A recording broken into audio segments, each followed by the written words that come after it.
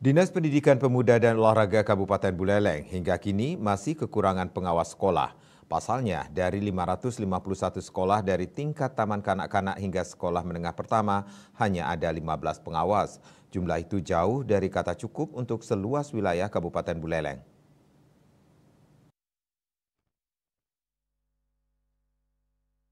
Kepala Dinas Pendidikan Pemuda dan Olahraga Kabupaten Buleleng, Made Astika menjelaskan, hingga saat ini pengawas sekolah untuk tingkat sekolah dasar tersisa 10 orang saja.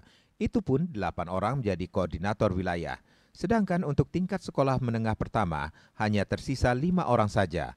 Bahkan pengawas sekolah di tingkat taman kanak-kanak sama sekali tidak ada pengawas.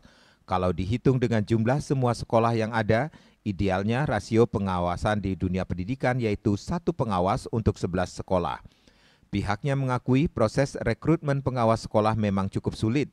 Mengingat untuk menjadi pengawas sekolah, guru harus mendapatkan undangan di sistem informasi manajemen pengembangan keprofesian berkelanjutan. Untuk jadi pengawas sekolah, tidak semua guru bisa, karena syaratnya itu melalui undangan yang dikirimkan melalui sistem. Setelah itu, baru ikut ujian kompetensi.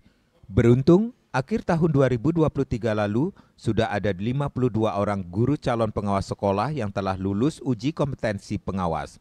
Pihaknya berharap adanya tambahan amunisi pengawas sekolah ini mampu membantu dan memudahkan pengawasan sekolah dalam rangka menciptakan pembelajaran yang meningkatkan kualitas pendidikan. Yuda Balipos melaporkan.